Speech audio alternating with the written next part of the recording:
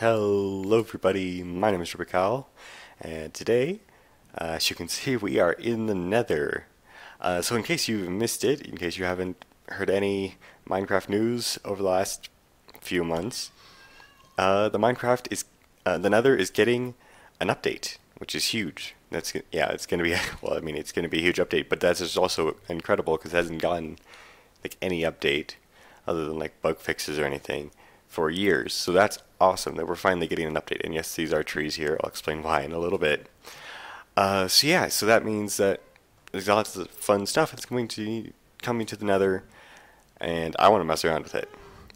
And what better way to do it than by doing a survival world in the Nether?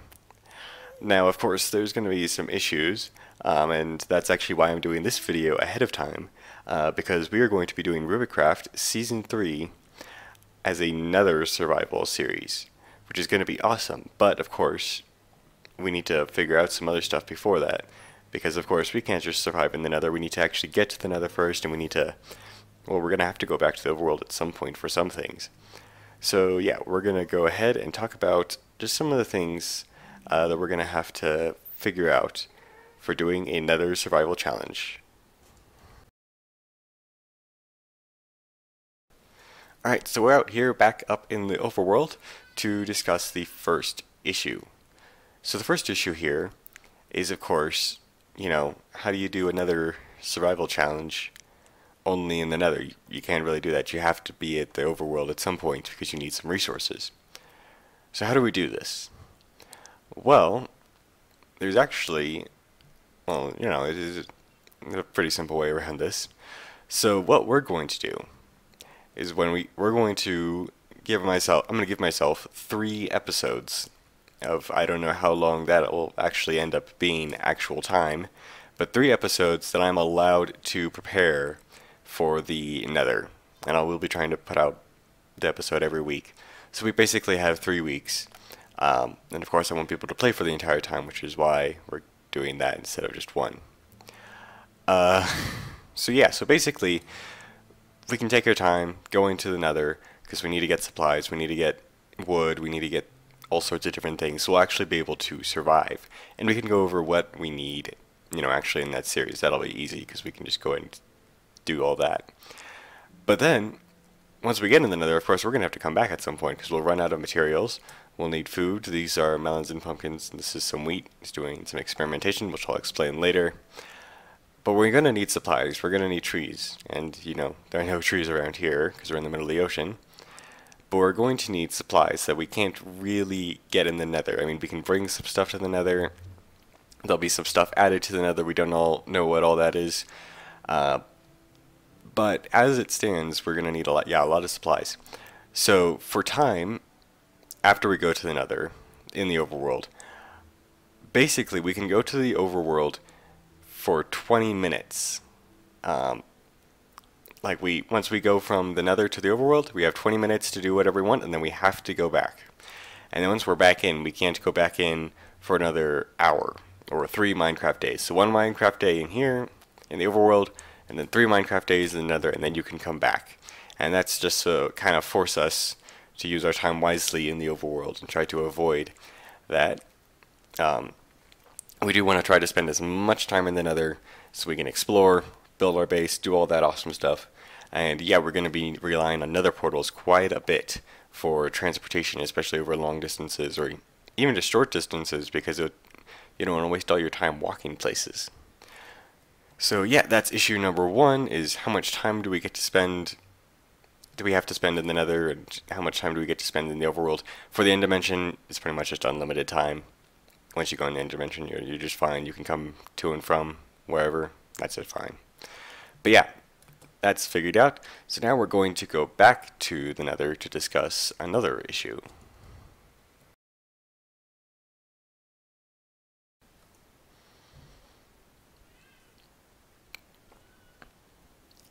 Alright, so the next issue isn't really an issue actually, but it is something I want to discuss, which is data packs. Now, data packs are awesome because they let you alter a few things in your world while still keeping it in vanilla. And so I'm using a lot of Exima Voids, vanilla tweaks, well, just a few of the vanilla tweaks that he has. Like mob heads will drop from all their mobs. Like, I mean, there's still a small chance, but you can get a zombie pigman head, something like that. Or there's the tracking raw statistics data pack. That's another one that I'm using. So not like game-changing data packs, but another data pack that I'm using is one that I actually made, and it is craftable shulker shells. And the reason for this is because shulker boxes are going to be coming in very handy for, you know, just all the, well, pretty much just everything. Because we're only going to have like our inventory when we're traveling to and from the Nether. And so I want to be able to have a little bit more space.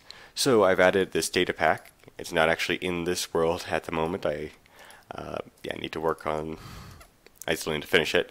But it lets you do this to craft a single shulker shell. Now this is pretty good. I mean, we've got diamonds and purple dye. We've got all this. This is a pretty good amount of material. But, you know, we don't want to be able to craft infinite amounts of shulker shells. So we will only be allowed to craft 4 shulker shells. That's 2 shulker boxes, so that we don't go nuts with the shulker boxes or anything. That's just kind of to give us a little bit extra inventory space while still balancing out, making it so that we do want to go to the end, which we do want to go to the end. The other data pack that I made, is we can smelt up blaze powder in a blast furnace to get glowstone dust. And this is to give us a nice light source block, so we don't have to go out and mine, glowstone from everywhere. But we do still have to work pretty hard for it. Now there might be a growable light source block for nether wart trees. We don't know, but it kind of looks like some sort of growable glowstone, which would be awesome. So I might remove this data pack, or just might stop using it. Depends on what happens. But yeah, so that's some of the basic data pack stuff that we'll be doing. There were a few other minor crafting tweaks and things like that, but nothing major. We'll just go over them in the series as we come upon them. So yeah, there's that. And now let's go on to the next actual issue.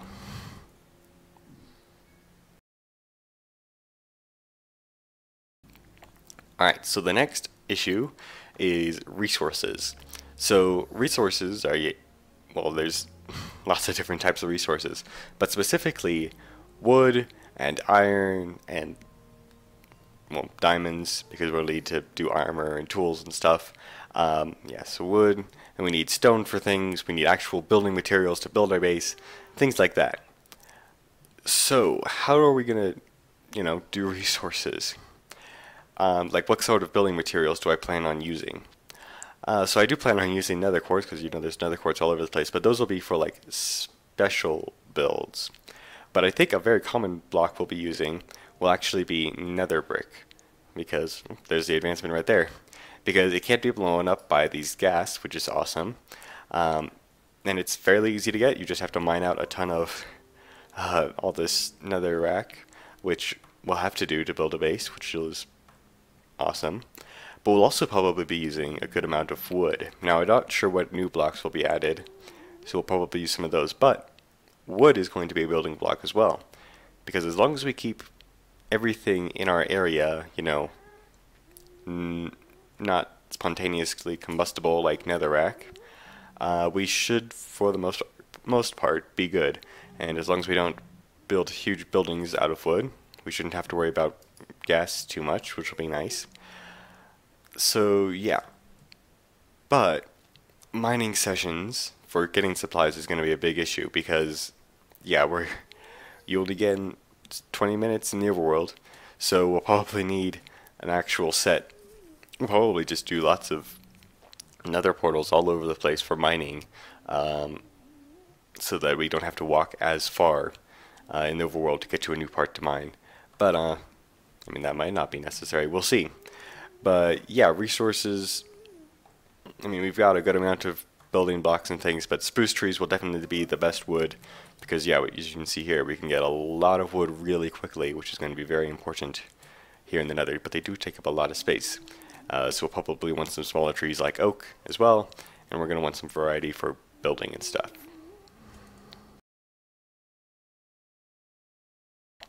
Alright, so the next really big issue, and this will be the last issue that we cover, is food.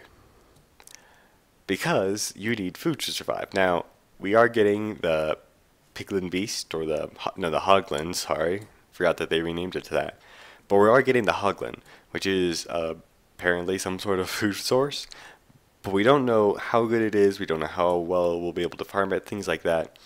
So we're going to want alternative sources of food, at least until we can set up an actual farm for those guys. Which is going to be interesting, because it's Nether, of course. So, what sort of farms can we do? So my first thought was actually to do a farm like this, with farmland and with seeds, things like that, because, as you can see here, this farmland is not hydrated, and it's still got plants growing on this. I did do... I increased the tick speed by a lot, and this slowly grew. But yeah, farmland does not turn back into dirt as long as it's got a seed planted in it, but the seeds will grow very much slower, which is not good, but you can still, if you have a large farm and you AFK a bunch, you can still get some food, which is okay. Here's where the issue came in. Okay, so here's the big issue. So as you can see, we're here in the Nether. We've got our farmland here. We're going to come on over to here. Now, if we go ahead and we put down this farmland, I cannot put wheat seeds on here. I can't put beetroot seeds. I also can't put in pumpkins. No. Sorry, I can't put in potatoes or carrots. So this is pretty useless, but we can put in pumpkins. Except that, if we do this, you can see we can grow up our pumpkin stem, which is awesome, but there's a slight issue. This will never grow a pumpkin. It will never grow a pumpkin, no matter what we do. We can accelerate our tick speed, we can do all sorts of stuff. It will never grow a pumpkin. And the same goes for melons. And I'm not going to show you this right now, but I did test this. I did speed up ticks. No pumpkins, no melons, nothing. So we can't farm in the Nether, which is an issue. Now we can use, maybe, we can use oaks. We can get some apples from that, but that's not a very reliable food source. We're going to need a lot more food than these oaks can get us. In fact, we'd probably use up more food cutting down all the oaks to get food than we would actually get food from those oaks, which is a problem. Now, you might have seen this guy running around. I don't know if you saw this guy running around earlier in the video here. But yeah, we've got a villager here. He's got no trades or anything. But here's the thing. Villagers can trade food. They're just fine in the Nether. And we can get emeralds still in here pretty easily. From wood, we can make things out of wood to trade with them. We can get nether quartz to trade with them. If we make a zombie pigman farm, we can get gold to trade with them, and we can trade that for food. So that'll probably be one of the best. And the other thing is, of course, animals like cows and sheep, and we will want some cows and sheep in here for food and for wool and other things. But we, of course, if we use them for an actual food source, we need, wheat and stuff to breed them, which we can do. We can build a farm in the overworld and to quickly get some food with like bone meal that we get from Nether Fortress. But we still need to do that, and we're gonna have to, that's a whole nother thing that we'd have to allocate time for. So while we could do it, it's probably not the best idea, and yeah, we can definitely get a lot of food much better, much faster from villagers as long as we get enough emeralds, which is awesome.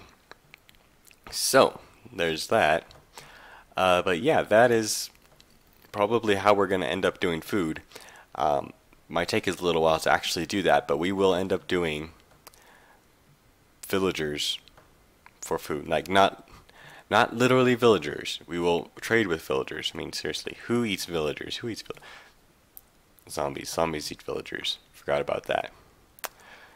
Okay, yeah, so those are some of the main issues that I wanted to talk about in this video. I don't think there are really any other major issues that we can't cover, in the actual episodes themselves. Uh, yeah, RubikCraft will be starting again soon whenever we start seeing snapshots for the Nether, which is going to be awesome. We should start seeing those actually within a few weeks, possibly, after the Christmas season would probably be my guess. But maybe as soon as, they release the Bees and the Bugs update, which when this video comes out will have been tomorrow. I mean yesterday, hopefully. Oh man, I can't even get my time right. Alright, well, that's gonna be it from me. I can't wait to do this. This is gonna be so awesome. Finally, we'll have a point to going to the Nether. I mean, we'll have a slightly more of a point because there'll be new stuff. Yeah! So, guys, if you did like this video, please do leave a like, subscribe, turn on notifications. I know it wasn't maybe my best video, but yeah, I am excited for the new Nether update. Let me know what you guys are excited for in the new Nether update, and if you don't know what's in the new Nether update, go look it up. Because seriously, I'm going to need your help with this. I'm going to need your help remembering all these things. But yeah, that's going to be it for me. Goodbye, and Excelsior!